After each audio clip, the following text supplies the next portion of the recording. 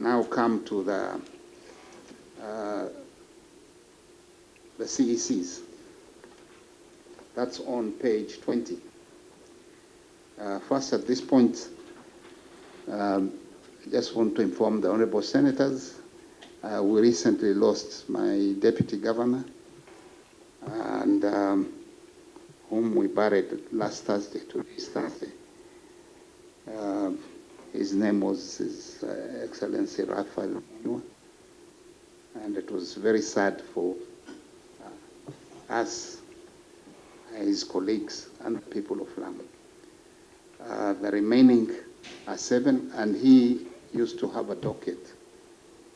He was in charge of ICT, public participation, and climate change.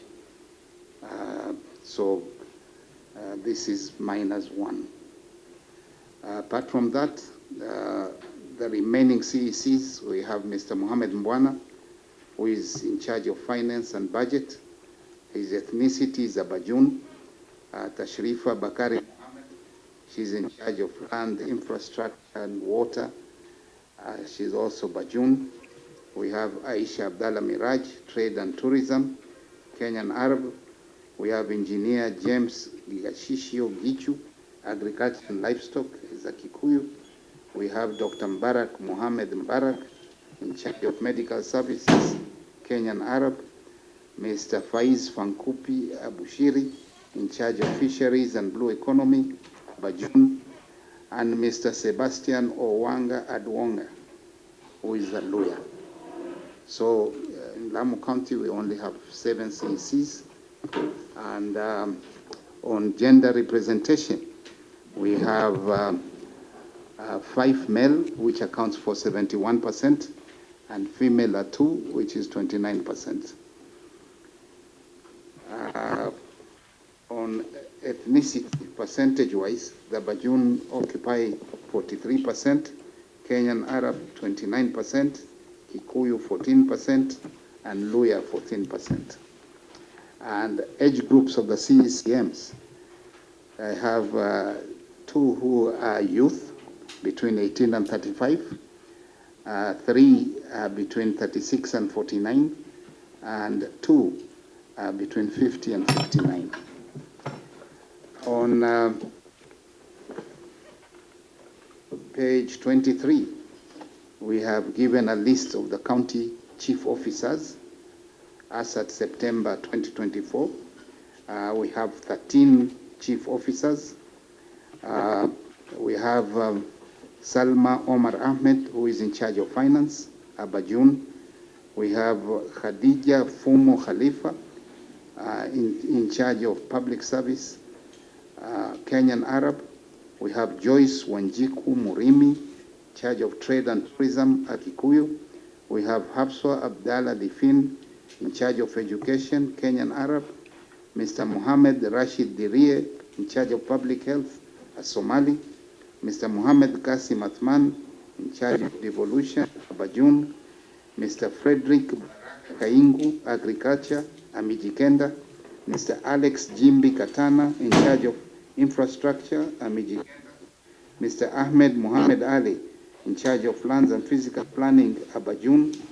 Dr. Victor Tole Mwakio, medical services, Ataita. Mr. Mohammed Ali Omar, water services, Abajun. Mr. Bonaheri Abukame, in charge of budget, Abajun. And Mr. Ali Ahmed Muhdar, in charge of climate change, ICT, and e-government, Abajun. On the following page, we have given gender distribution. Male are 9, accounting for 69%, and female are 4, accounting for 31%. And on ethnicity, the Bajun are 6, and accounting for 46%. Kenyan Arab are 2, accounting for 15%. Mijikenda are 2, accounting for 15%. Kikuyu, Somali, and Taita, 1 each accounting for 8%. And on age group representation of chief officers between 18 years and 35 years, we have 2, between 36 and 49, 8, and between 50 and 59, 3. And the page 26, we have a list of the County Public Service Board members. And there are 7 of them. The chair, Mr. Abdallah, Mohammed Abdallah, he is Kenyan Arab. And Mr. Cyrus Ndungu Mburu is a board member, Kikuyu. Mrs. Rehema Gobu Bute, a board member, she's an Orma. Ms. Naima Ahmed Mohammed, a board member, she's a Bajun. Mr. Maawiya Fadil, a board member, is Kenyan Arab. Mr. Mwenye Ali Muhammad Mwenye, a board member, a Bajun. And Ms. Amina Omar Bonakombo, who is the secretary, a CEO.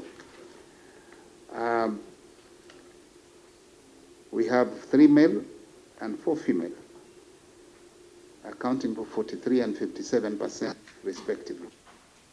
On ethnicity, Bajun are 3, which is 43%, Kenyan Arab are 2, 29%, and Orma 1 each accounting for 14%. And on age group, between 18 and 35 years, the youth, we have 5 of them are in that category, which is 71%. No representation between 36 and 49 years, and 50 to 59, we have 2, accounting for 29%. So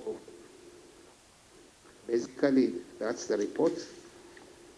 We have also attached Annexure 3, which gives the recruitment conducted by the county in the last 3 years. We have set out the criteria for selection of candidates, which are fair competition and merit, diversity, affirmative action, county residents, inclusivity, and equality. And on page 31, we have provided the list of all posts filled between July 1st, 2021 to June 30th, 2024. The total number of the adverts for male was which were occupied by males was 175, and female were 328, a total of 503. We have also provided Annexure 4, status of compliance by the county with Section 53(6) of the Public Procurement and Disposal Act. We set out that we have ensured compliance with the above Section 53(6) through pre-qualification, annual procurement plan, recommendation, which includes sensitization and capacity building. We have also attached Annexure 5, affirmative action measures being implemented by the county in the promotion of women, youth, and persons living with disabilities in recruitment and leadership. And I am pleased to inform you that we have an affirmative action policy. We also did targeted recruitment initiatives, and we also have equal opportunity employment guidelines. We have also attached Annexure 6, audits or assessments and taken in the last 3 years to ascertain the level of inclusivity in the recruitment process. In the past 3 years, government has undertaken following audits. Well, we normally have the annual audit by the Office of the Auditor General, human resource audit by the Public Service Board, and the annual evaluation reports. And if I may add, Honorable Senators, we invited the Public Service Commission. They have just concluded evaluation, and we're just waiting for the report. This is on our own volition to make sure that we are complying.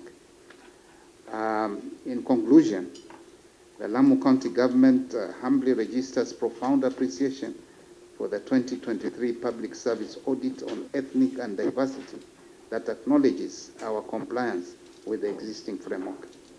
The National Cohesion and Integration Commission has been most sincere in assessing and evaluating the level of county performance countrywide.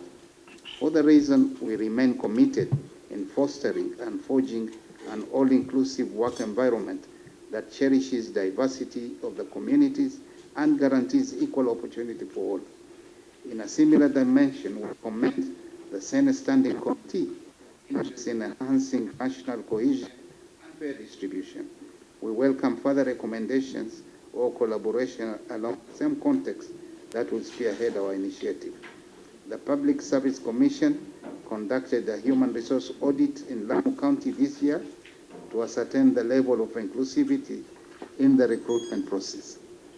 As we await the outcome of the impending report, we are highly optimistic that we shall meet standards. Nevertheless, we are prepared to act on and execute the Public Service Commission recommendations that will emanate from its findings. Conclusively, Lamu County Government extends utmost gratitude to the entire Public Service Board personnel for its unwavering support and input that has seen us achieve tremendous goals as we continue to dedicate our zeal towards quality service. Thank you. Thank you very much, Your Excellency. Allow me, members, to really comment on the document that has been held by the County of Lamu. I think this is one of the best document that I can talk about. The way they have organized themselves, I must really give them credit because of the document is self-explanatory. You have to be a member of this committee to understand what is happening in Lamu. I must really thank you, Your Excellency, for giving us. Thank you, Your Excellency. I also want to thank you because of the issue of ethnicity, which I think you are number 2 in the 7 counties in terms of adhering to ethnicity. I also want to thank you on the issue of the age group composition, where you find the young generation taking the lead in terms of service delivery, which is a key component in terms of making sure that the county is delivering the services. So the age is really the age composition is really a good move by your county, and I really want to thank you on that. Your Excellency, I also want to, I used to say in this committee from the word go that any county that is above 1% in terms of people living with disability, give a credit. So despite the fact that you are far below the 5% we are supposed to have, we can say it's a good progress based on the number of the employees that you have within the county. But you still have a room of improvement to try to make sure that at least you attain the requisite percentage that is needed within the Constitution. Nevertheless, I want also to say that no man is perfect. I know we have a long way to go. I have not touched on the issues of the only challenge that I think you have is the issue of the ACPO, which I want to believe that is one thing that is letting you know. And I would want to open the floor for the honorable members to raise their concerns on the same document. Thank you, Chair. Allow me to go on record because I'm sorry, I've just walked in, I had stepped out. I am Senator Beth Siengo from Kitui County, a member of this committee and the ODM Women League President. Your Excellency, allow me to thank you because... Correction, broad-based. Yes, she's correcting me to say broad-based. And I wanted to thank you, Your Excellency, because I can see you have 3 beautiful ladies in your delegation, and this is commendable. Thank you so much. I hope the document on the representation of women is as good as you have done today's visit. I also want to join you in congratulating the governor for the good document that he has presented together with the team. I can see Chairman, who is a very qualified member of the Public Service Board. As the team, they have done a very good job, plus the governor as well. But Chair, I wanted to ask the governor to just explain to this committee. I want to draw the attention of this committee to page 15.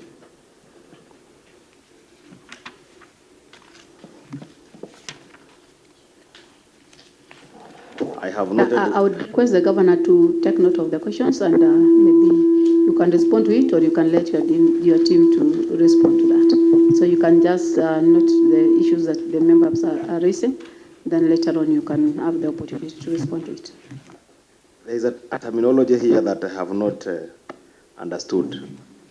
Rare skill. I think Governor will explain to this committee what he means by that terminology of the rare skill. And the second question is the issues of age distribution, whereby I have noted with a lot of concern that there are some people who have exceeded the age of 60 years and above and are not people living with disabilities. I wanted a clarification from the governor, and I understand that maybe some of them are on contract basis. So I wanted to know maybe what's the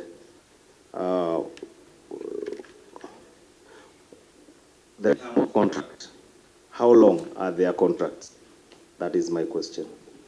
I'll request the Senator Lamu to put up the gadget. Carry on.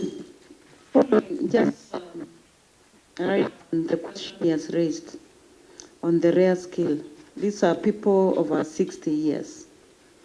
Do you have succession Maybe plan? members, I would not want to respond for the governor, but the rare skills are specialists. That's okay. Yeah.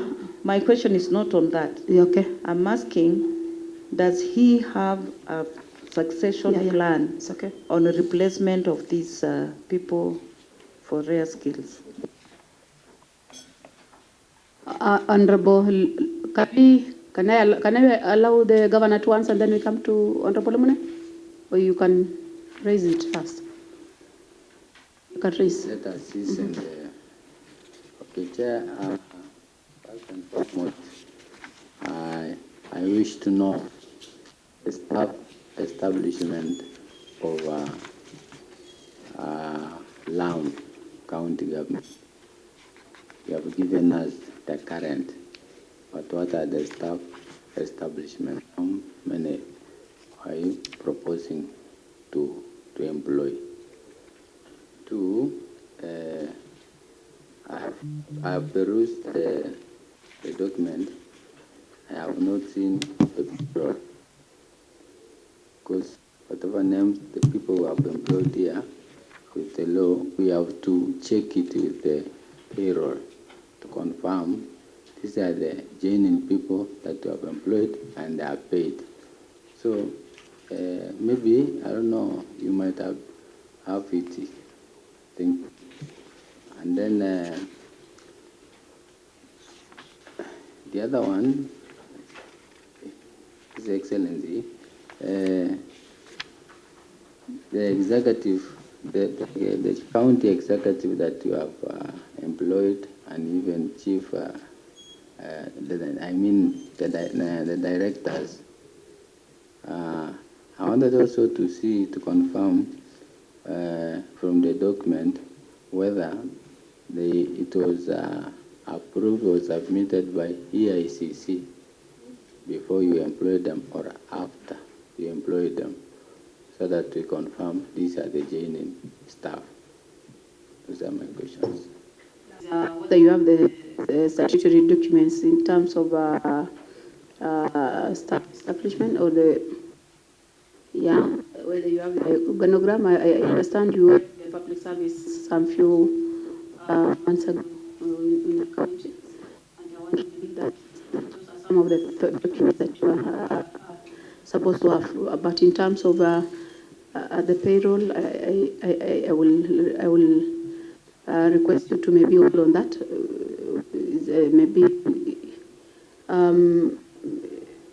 Yeah, because I don't believe that we had requested them to bring the payrolls. But if in case you need as a committee, I think it can be provided. But it was maybe just something that maybe the members wanted to check. It was not mandatory that payroll. Carry on to respond to the questions. Then I give you the members who have just come in to raise their questions. Thank you, Chair. Honorable Senators, I want to ask the CEO, Amina, if you could respond to some of these questions, and I can chip in. Start with the rare skill, which the Honorable Senator has inquired, and the term of contracts. These are those particularly who are the 15 who are above 60 years.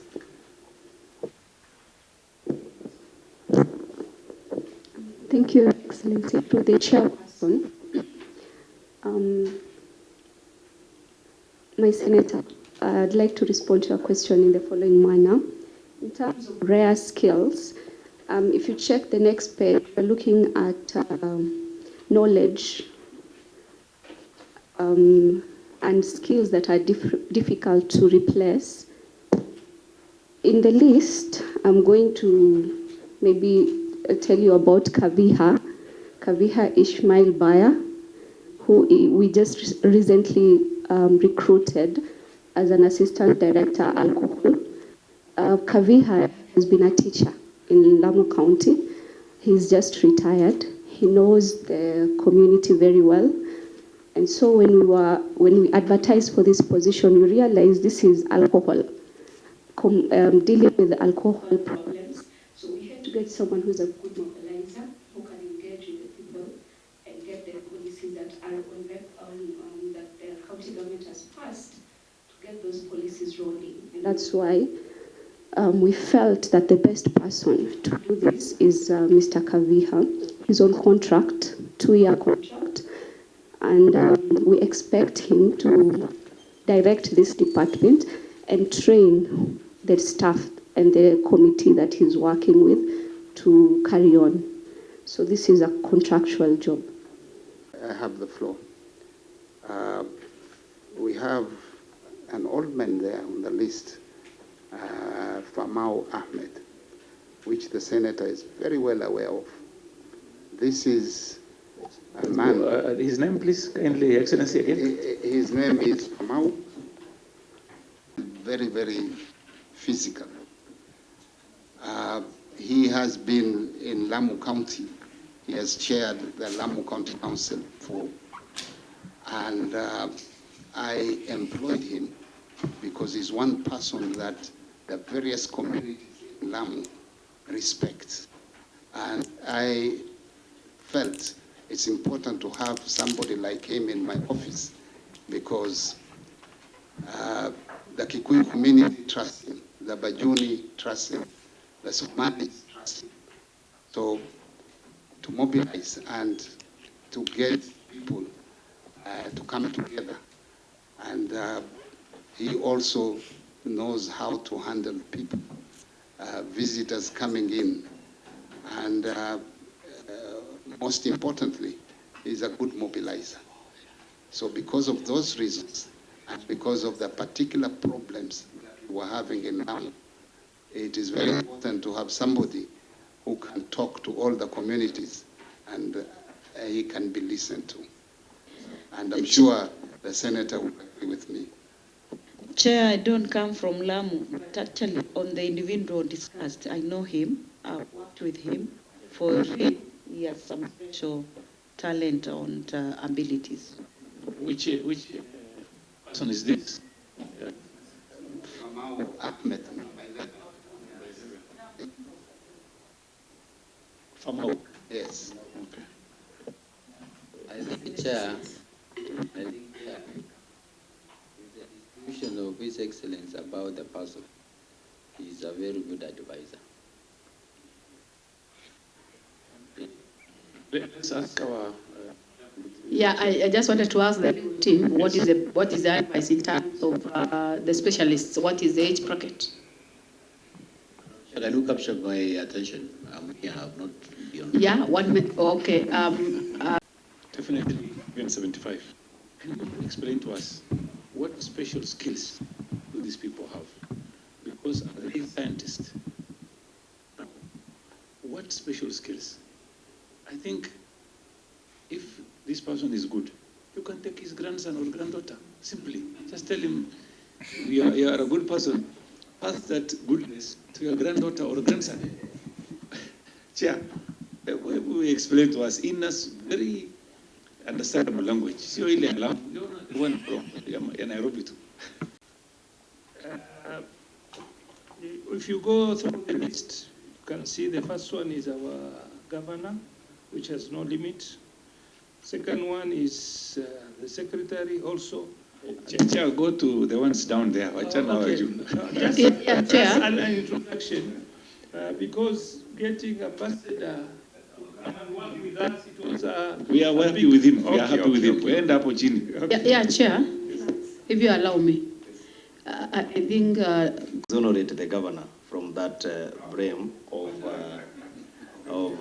him employing a person who is of age of 75, above the 65 that is required. I understand that the dynamics in Lamu sometimes allow such things to happen. So I am of an opinion that we put it to rest. That.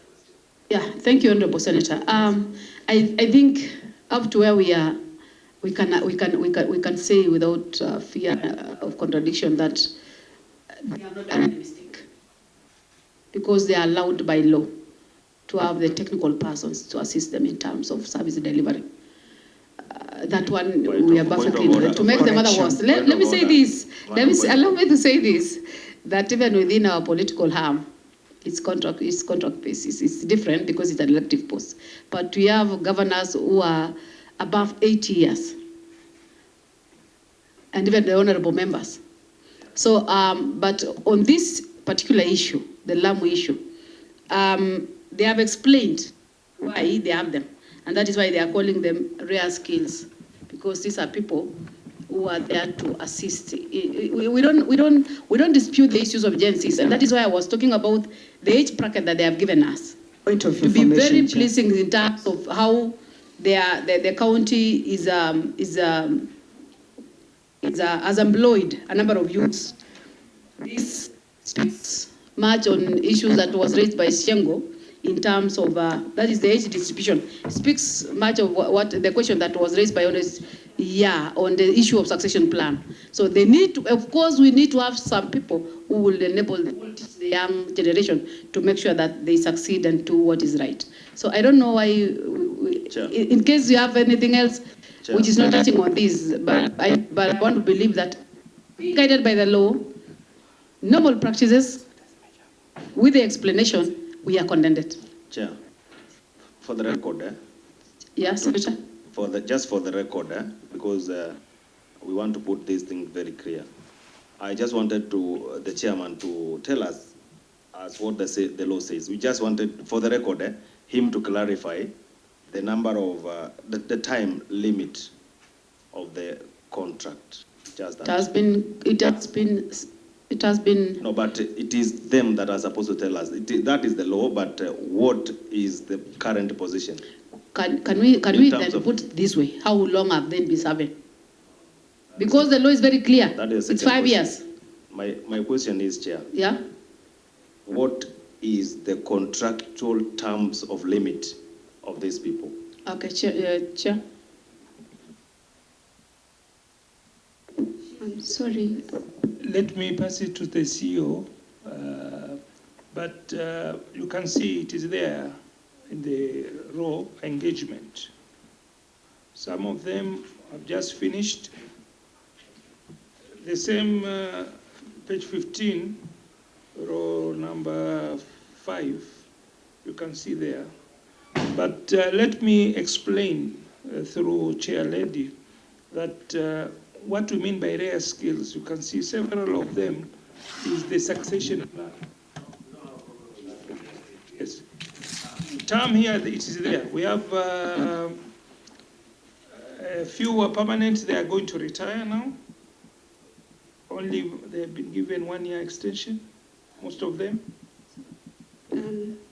Okay. And then many are contracts. Other contracts are they from the governor's office. Governor's office, their contract is until when he is there. Like from now until when he is there. Therefore, that one you know very well. Yeah. Okay, madam. I think the lady had explained that the contract is for 2 years. Yeah. No, the lady had explained 2 years contract. Yeah. And that's why the law was read. Chair, quick one, eh? Madam Chair, sorry. Hey, you are We have lists post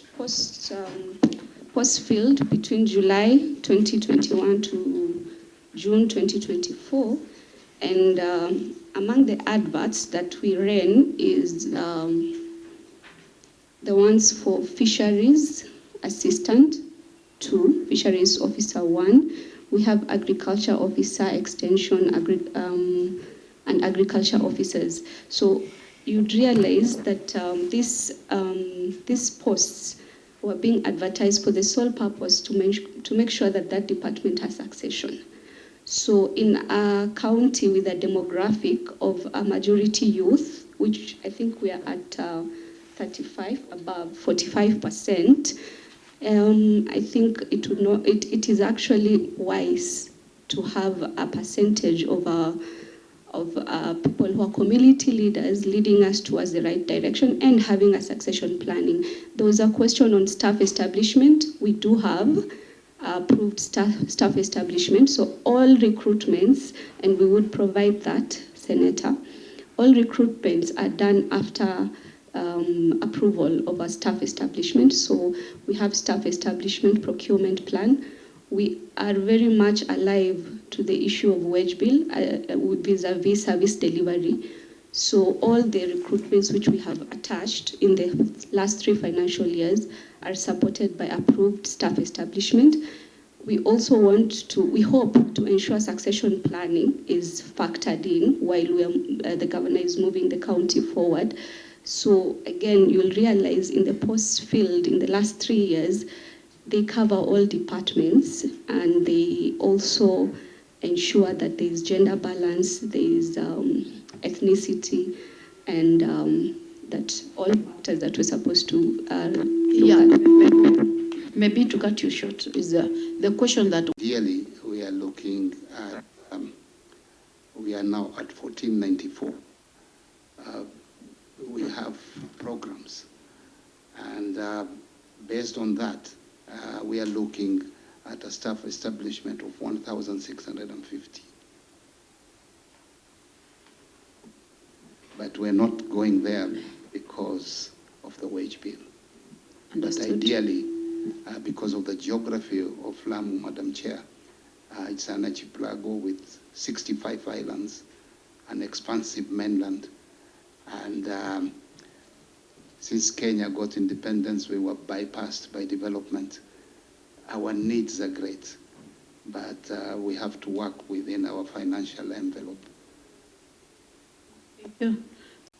Have you complied with the section E on the 30% reservation at for persons not from the dominant community? Chair, as a rider, as they give what has been set aside in terms of tenders, in other words, the AGIBO,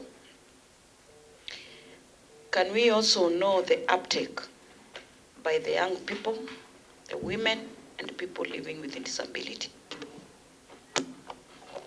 In connection to that, another question. Honorable Senator Lamu. Your Excellency, I understand that when it comes to issues of dealing with AGBO and issuing tenders to PWDs, or otherwise those people that hold the AGBO certificate, there are some cartels who are used into using those AGPO certificates, claiming that they are used maybe people with disability or women, but they are not. How are you dealing with such people or such cartels, Honorable Your Excellency Governor? Good question. And now we can carry on. I allow the governor to respond to that. Thank you, Madam Chair. We have a policy. Honorable Shengo and Honorable Kataya, you are out of order. We have a policy to promote women, youth, and people living with disabilities. And as we speak, we have just issued a pre-qualification notice. And where we actually specify that this is reserved for women, this is reserved for youth, this is reserved for people with disabilities. And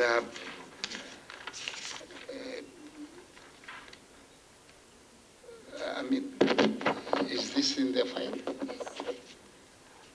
The document is actually in your file.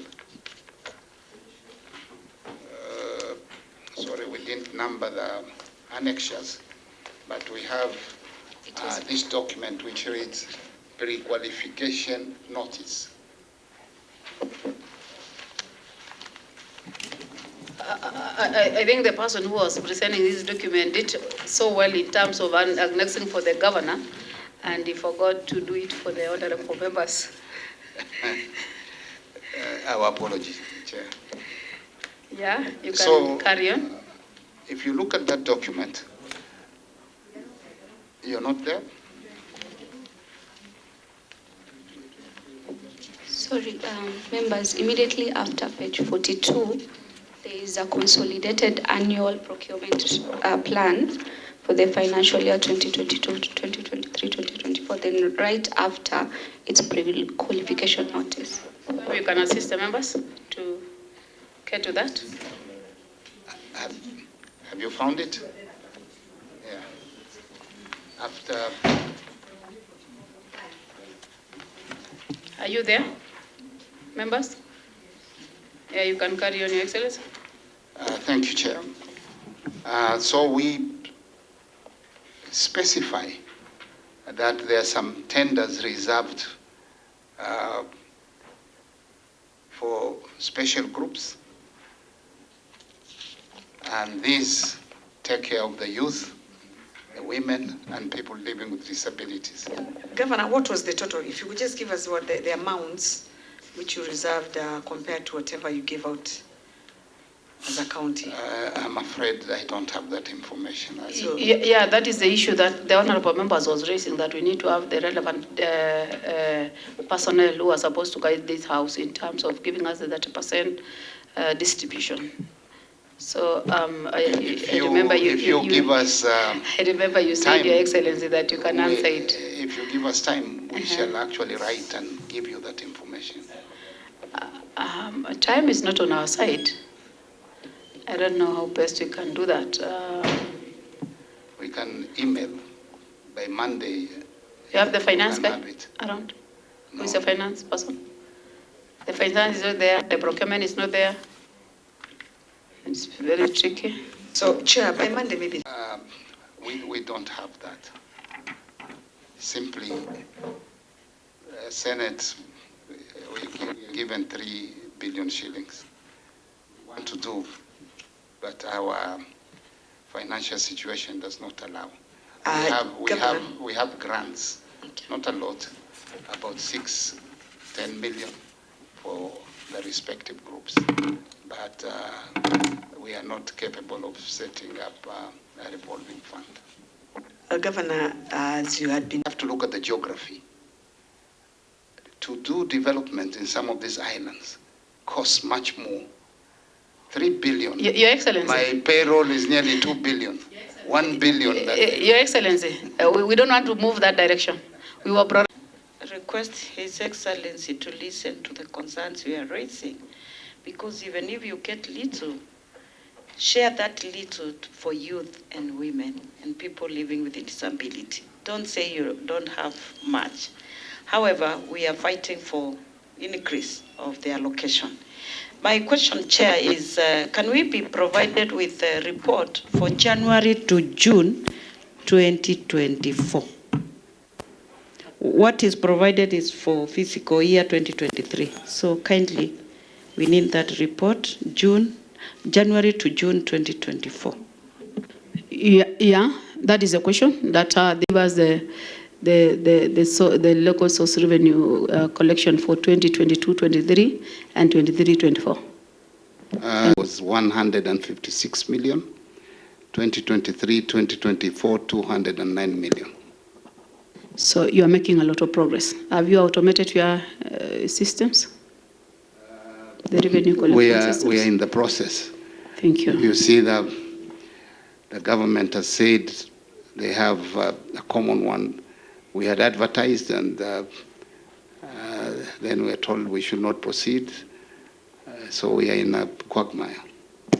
There is no quagmire. Madam Chair, Honorable Senator, we actually even try to meet those people who are tendering to ascertain that they are the ones.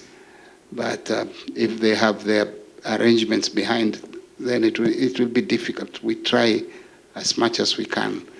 And but Honorable Senator, if you have any information, please let me know, and we'll take appropriate action. But there are two issues that I wanted to raise, and I wanted your attention, Chair. Okay. Can carry on, I'm listening to you. Chair, there's a very important issue that was raised by Senator for Turkana, Senator Lomenen, on the issue of payroll. I wanted your indulgence on that issue so that by the time the governor is presenting other documents that we have requested him to provide, that you also direct the governor that they also present that payroll so that we can be able to cross-check the employees versus the payroll. That is number one. I will need your directive. Number two, it is I want to commend the governor for the good job. They have, for the purpose of reporting, you clearly send figures of AGPO, youths and women and persons living with disability, allocation for 2023-2024 and January 2020 to June 2024. But there is I want to call it an oversight from the PPRA. They did not mention Lamu County government, or they did not recommend Lamu County government as the best performing county in the Republic.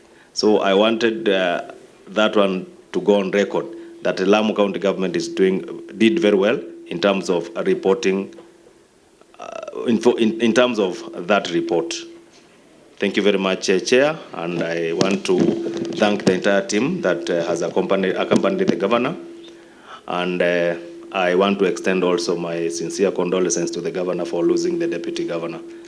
We are very sorry as Lamu County we have suffered, but I know the governor is doing very well in terms of seeing to it that he also replaces another good, the deputy governor, who will be of much help to the Lamu County people. Thank you. When we are facing in many counties, I know your county have done very well, and when we went there, we really looked at your documents and we were very happy. There are counties that are running parallel payrolls. They show you a picture here, and beneath that one, there is another complete picture you cannot see. But if you get the payroll, both payrolls or total payroll, you will know that the number that was employed by a particular county is completely different. If your county has the same issue, then pole sana. But let's get the payroll so that we compare what is in the payroll and what you've given us. I'm still not chairing this meeting, so I want to say karibuni sana. We've been together in Lamu. We've been taken care of. Thank you. First, let me thank the Chair and Honorable Senators for this very cordial interaction that we've had. We don't take it for granted. Secondly, let me also apologize for not coming with these other documents, but we shall work flat out over the weekend to make sure by Monday we have emailed them to. I'm very happy about the issue of the payroll. I want to assure you that our staff who are permanent and also on contract, the 494, we will avail. We also have 468 casuals. I want to assure you that no casual is paid cash. All of them we pay through their bank accounts.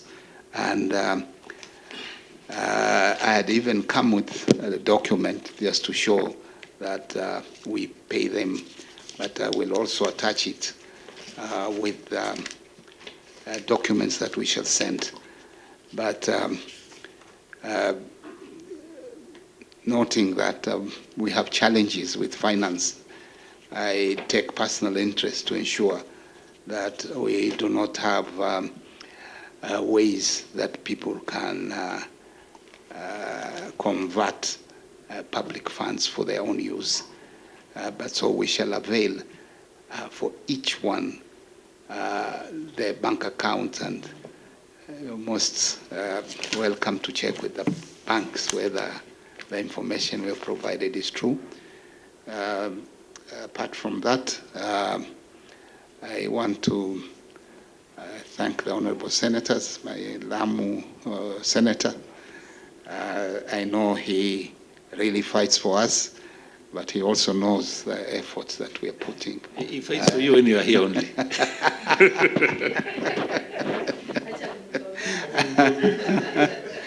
And I was just joking. But you have our assurance that we will continue to improve on our systems. Actually, my public service board, just the policies, we have a lot of policies. We have diversity policy for the public service approved, yeah. We have the strategic plan for 2020-2025, and we have a lot of other policies that have been developed. And all this is to make sure that... Can we have those ones also? No, can you? You can bring. You can bring. Yeah, it's very important. We shall bring all the policies that they have developed. So and then you can list it on your document so that it can also enable us when we are doing our report to make sure that it is captured. Okay, Madam Chair. So, information, let me just interject. Sorry, Your Excellency. What we are trying to do is when we table this report, we are going to table report with the best 10 governors. But we are in end of September, and our staff, in fact, I had a crisis meeting with my team, and I told them because we didn't have funds, we were only going to pay the health department staff. I didn't want our health to have issues. And utilities. Which month, Excellency? That was for this month. If we hadn't... You've paid for July? Yeah. You've paid for August? We have. But you didn't September. receive money. Did you receive money for July? No, we did not. So you paid from other sources? We paid, not other sources, from the same source. But we stopped development to make sure that... it's also wrong because you cannot use you cannot use development to pay recurrent. So maybe it was just a local arrangement with the banks. I believe so. You know, sometimes a man has to do what he has to do. It's easy. But you know, Your Excellency, you are on record, so it's always good to do what is right. We won't allow you. We cannot stamp an illegality. So let's just say that it was paid with your local arrangements. Allow me to say that. It was paid with our local arrangements, but we are suffering, and you are the protectors of devolution, and I believe some of you are also going to be governors. So one time you will be seated here, and you will rule the moment that we could have better resolution. Thank you very much.